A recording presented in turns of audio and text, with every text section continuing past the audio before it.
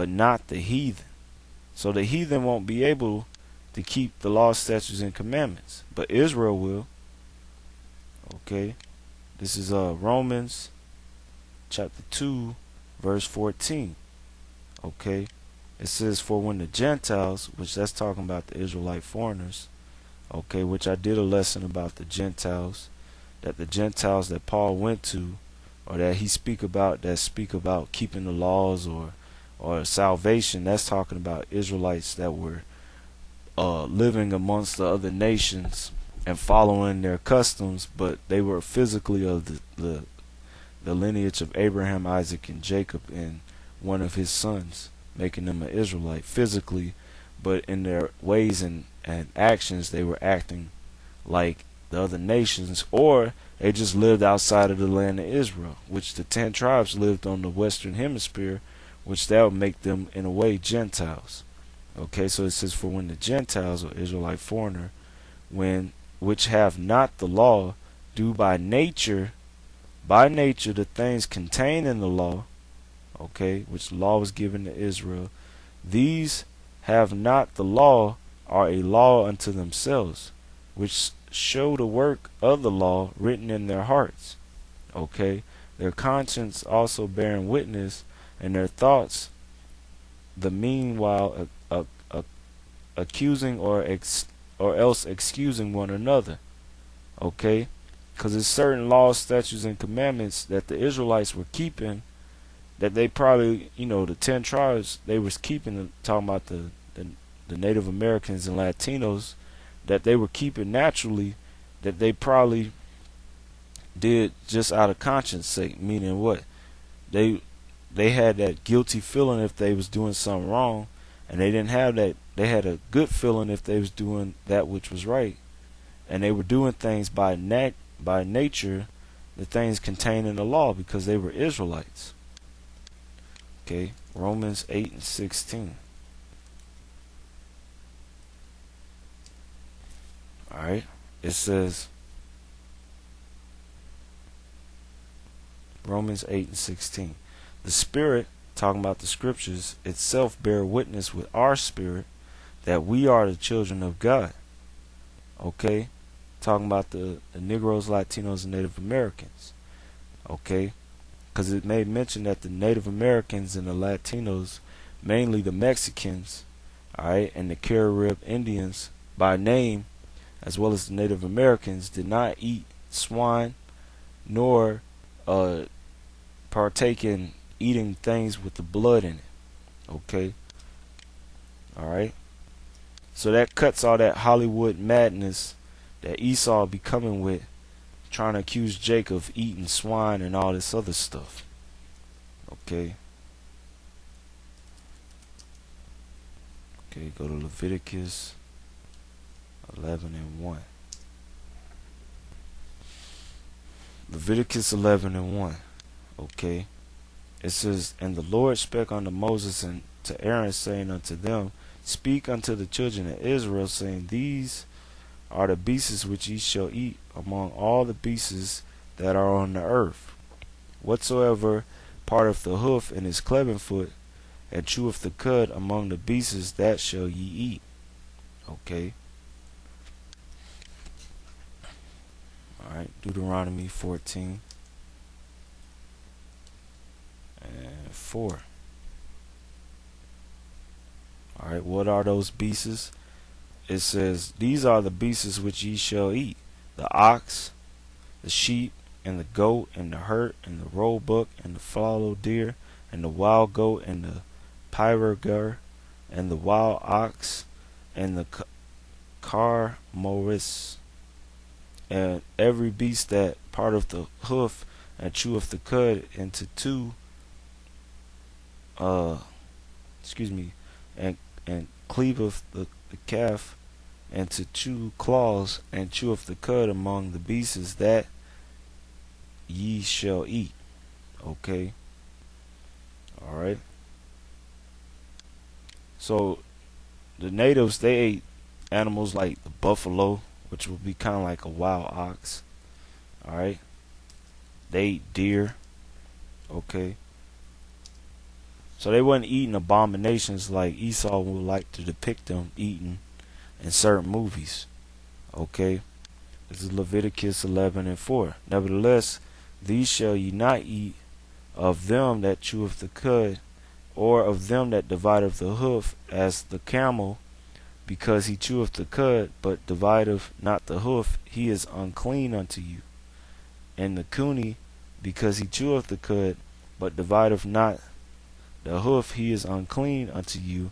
And the hare, because he cheweth the cud, but divideth not the hoof, he is unclean unto you. Okay?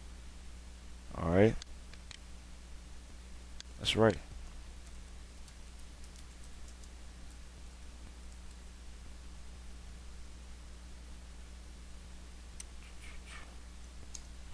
Alright, Deuteronomy chapter 14, verse 7. It says, Nevertheless, these ye shall not eat of them that cheweth the cud, or of them that divideth the cleven hoof, as the camel, and the hare, and the coney, for they chew the cud, but divideth not the hoof, therefore they are unclean unto you. That's right, Deuteronomy 14:3. It says, Thou shalt not eat any abominable thing. So to eat the camel, the hare, which is like a rabbit, or the coney, which is like a rock barrier, little creatures that burrow under rocks and stuff.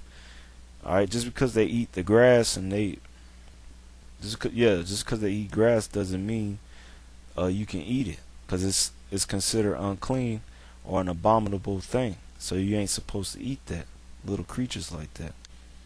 Okay, this is Leviticus chapter 11, verse 7. It says, And the swine, though he divideth the hoof, and be cleven foot, okay, yet he cheweth not the cud. He is unclean to you. Of their flesh shall ye not eat, and their carcass shall ye not touch. They are unclean to you. Okay, that's right. Deuteronomy 14:8. It says, And the swine, because he divideth the hoof, yet cheweth not the cud, it is unclean unto you. Ye shall not eat of their flesh, nor touch their dead carcasses. Deuteronomy 14:3. Thou shalt not eat any abominable thing. Okay? So it says right here, a deer reported, when the English traders have been making sausage, which is mainly made out of pork or swine. Another word for pork is swine, or hog, or pig. It's the same animal. Mixed with hog's blood, I observed the Indians to cast their eyes upon them with the horror of their reputed forefathers, talking about the Israelites, when they viewed the predicted abomination of desolation fulfilled by Antiochus in defiling the temple. Adair also remarks that the Indians entreated the same degree of abhorrence, or viewed it as an abomination for the flesh of swine, as the Jews, proving they're Israelites. Okay, so the Native Americans wasn't eating no damn swine, nor were the Latinos. Okay, if they started to eat that shit, it was because the white man had told them that it was good. Okay, because he's the devil, which means deceiver. All right, from the Latin word diablos. Okay, and this double analogy and the arbitrary association of the idea of pollution or uncleanness or an abomination with blood and eating the flesh of swine increase in much more than a twofold ratio the probability that the Indians derived their notions of uncleanness from the Jews and were deeply imbued with all the prejudice of the old law. Okay. Alright, and let's get that about blood real quick before we continue on this topic about swine or whatnot. Okay. Yeah, so the Latinos and Native Americans weren't eating that stuff, as so-called white men would want you to think they were, but they wasn't. Okay, because that's an abomination. Okay, that's an abomination. Okay, this is Leviticus chapter 7, verse 22.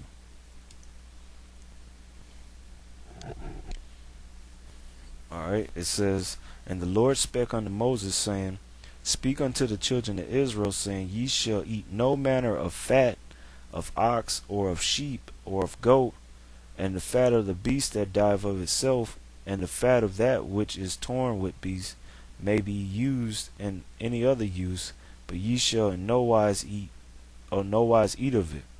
Okay, because our people was commanded not to eat fat of animals. Okay, clean or unclean. All right, but we could have used it as for like oil or grease, chapstick or hair grease or whatever. Okay, but we couldn't eat it. It says, For whosoever eateth the fat of the beast, of which man offered an offering made by fire unto the Lord, or Yahweh, even the soul that eateth it shall be cut off from his people. And that's why a lot of you Negroes and Latinos and Native Americans end up dying at a young age, because you eating, not only are you eating such abominations as swine, okay, but you eating a lot of things that contain a lot of fat, okay, and that's why the Lord is cutting off many of you, okay. All right, it says, Moreover, ye shall eat no manner of blood. So the Israelites were commanded not to eat no manner of blood, whether it be of fowl or of beast, in any of your dwellings. Whosoever shall, whatsoever soul it be that eateth any manner of blood, even that soul shall be cut off from his people. Okay, that's plain. Genesis 9, I think it's like 5. Yeah. Alright, Genesis chapter 9 verse 3. It says, Every moving thing that liveth shall be meat for you, even as the green herbs have I given you all things. Now, don't take this out of context like the church do, okay? Because when you read the story about Noah and the animals that he saved on the ark, he was commanded, hold on, let me get that, chapter 7 real quick. Okay, he was commanded to take 7 pairs of male and female of the clean animals, and take a pair of the animals that were unclean. Okay, this is Genesis 7 and 1. The Lord said unto Noah, Come thou and all thy house into the ark, for thee have I seen righteousness before me in this generation. Of every clean beast thou shalt take to thee by sevens, the male and the female, and the beasts that are not clean by 2, the male and the female. Of the fowls also the air by 7, the male and the female, to keep seed alive upon the face of the earth. Okay, so when Noah was gathering, when the Lord put the spirit on the animals to come to Noah to put in the ark, he had a ratio basically 7-to-1 of clean animals to unclean. So the animals that he was speaking about that he can eat was talking about clean animals. Because if he ate the unclean animals, then they would just die off. Okay? Because it was only 2 sets of, or it was a set of them. But it was 7 sets of the clean. So back to Genesis 9 and 3. It says, Every moving thing that liveth shall be meat for you, even as the green herb have I given you all things. But the flesh with the life thereof, which is the blood thereof, shall ye not eat. Okay, so the Lord tell you plainly that the blood, which is the life force of the creature, okay, you are not to eat it. Okay, that's an abomination. Leviticus 17.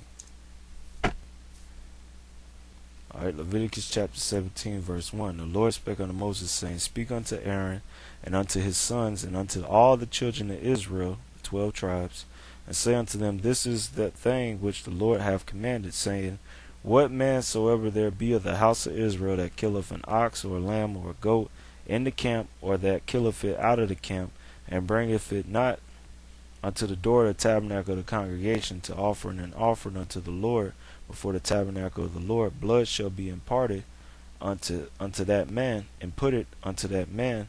He have shed blood,